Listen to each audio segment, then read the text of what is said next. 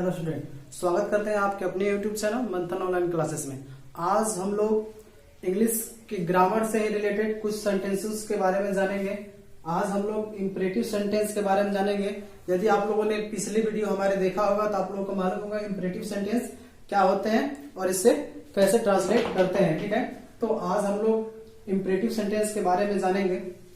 Imperative sentence होता क्या है, हम लोगों ने पहले इसके बारे में चर्चा कर लिया है, फिर इसके बारे में एक बार और समझा देते हैं।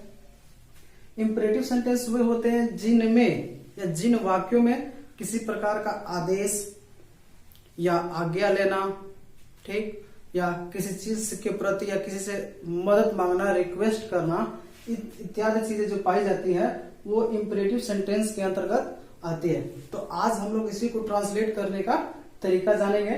या कैसे कैसे सेंटेंस होते हैं ये भी सबसे बहुत महत्वपूर्ण है जानना। जैसे कि कभी कभी हम लोग बोल देते हैं वहां जाओ, खड़े हो जाओ, बैठ जाओ, इत्यादि जितने भी सेंटेंसेस होते हैं इन सब की जो ट्रांसलेट करने की जो विधि होती है इंपरेटिव सेंटेंस के अंतर्गत ही बनाई जाती है। तो देखिए हम दो तरह से लेते हैं। ठीक है, इंपरेटिव सेंटेंस को अगर बनाने का अगर नियम हम देखें तो हम इसको दो प्रकार से ले सकते हैं। पहला जो होगा या पहले कैटेगरी में हम लोग ऑर्डर या कमांड दे सकते हैं। ऑर्डर मतलब हो जाएगा आदेश या आज्ञा देना, या कमांड मतलब भी आदेश देना। ठीक है, तो बनाने का इसको भी दो तरीके से लेते हैं। अगर सेंटेंस अफर्मेटिव है, अफर्मेटिव यानी कि उस वाक्य में नहीं का प्रयोग नहीं किया गया होगा तो उसको पहला बनाएंगे।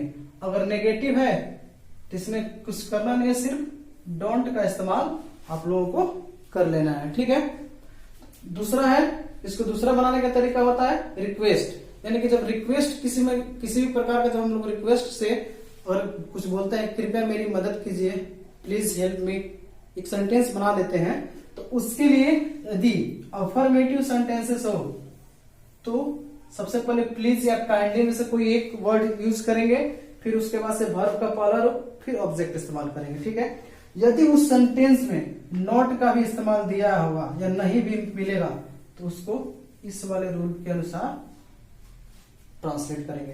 प्लीज काइंडली लगाएंगे, फिर उसके बाद से डोंट का इस्तेमाल करेंगे, फिर वर्ब का पहला रूप, फिर आपका ऑब्जेक्ट आएगा। ठीक है, तो चलिए कुछ एग्जांपल के माध्यम से हम लोग समझते हैं कि पहला सेंटेंस जो होगा या पहला जो ऑर्डर कमांड के बारे में होगा वो कैसे होगा। जैसे कि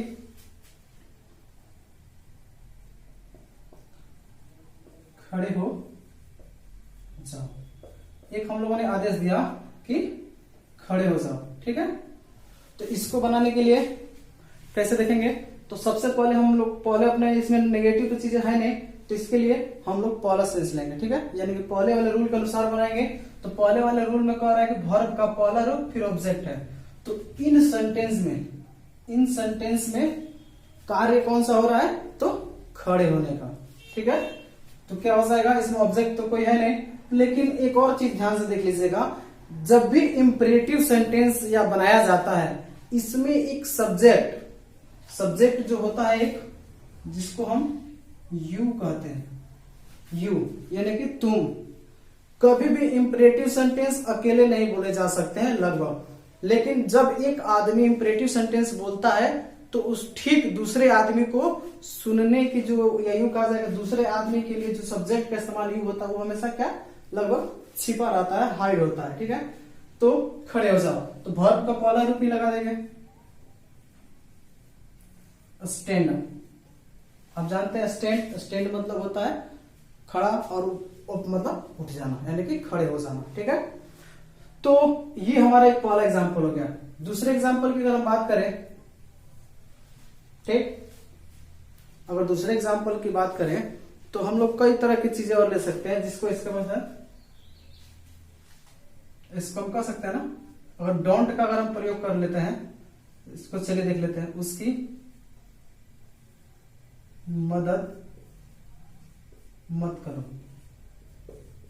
ठीक, उसकी मदद मत करो। ठीक है, यानी क्यों कहा जाए कि नहीं करने का ही सेंस लिया जा रहा है, उसकी मदद मत करो। ठीक, तो क्या होगा इसके लिए, तो सबसे पहले वाला हमारा रूल के अनुसार क्या लग जाएगा, डोंट। ठीक, डोंट हो गया। फिर उसके बाद से इसमें वर्ब यानी वर्ब जो इसमें काम कर रहा है क्या हो रहा है, मदद करने का, तो मदद करने का अंग्रेजी क्या हो जाएगा? हेल्प। ठीक, हेल्प हो जाएगा। फिर उसके बाद से बचता है आपका ऑब्जेक्ट। तो ऑब्जेक्ट में आपका ये जो पहले वाले अक्षर जो, इसको हम ऑब्जेक्ट लेंगे। तो उसकी यानी कि लड़के के लिए अगर लगाते हैं तो हिम लगाइएगा, अगर लड़की है तो हर लगाइएगा। तो फिलहाल मैं यहाँ पे हिम ही लिख देता हूं। ठीक, उसकी मदद मत करो, तो डोंट हेल्प हिम। ठीक, तो ये दो तरीके हो गए हम लोगों को ट्रांसलेट करने का। ठीक, अब दूसरे वाले जो हम लोगों ने रूल देखा है, दूसरा रूल जिसमें रिक्वेस्ट का बोध होता है, आइए उसको देख लेते हैं। ठीक है, कभी कभी हमारे घर पे कुछ मेहमान आ जाते हैं, तो मेहमान को हम लोग को आदर पूर्वक बैठाना पड़ता है। तब हम कहते हैं कि कृपया सीट पे बैठ जाइए, सीट आसन ग्रहण करें। ठीक है, तो उस सेंस में क्या होगा, अगर हम लिखते हैं कृपया बैठ जाइए। ठीक, कृपया बैठ जाइए या कृपया आप बैठ जाइए। ठीक, तो यहां पे बनाने का जो सेंस होगा, नेक्स्ट देखिएगा, यहां पे कृपया या तो आप प्लीज लगाएंगे या काइंड लगाएंगे। ये जो सेंटेंस है ये अफर्मेटिव है। ठीक है, ये अफर्मेटिव है, इसलिए पहले वाले रूल के अनुसार चलेंगे।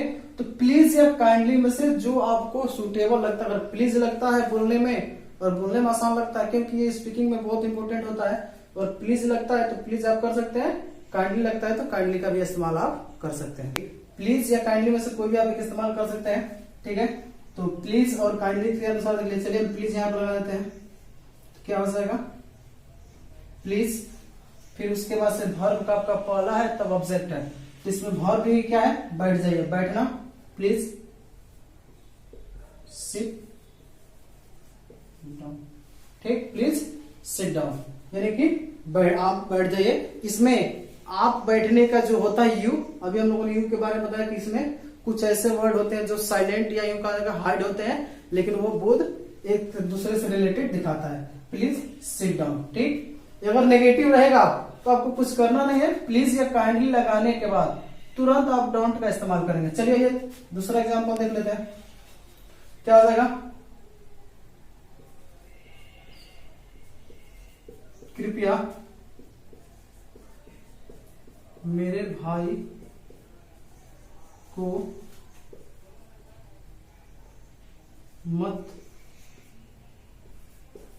मारिए।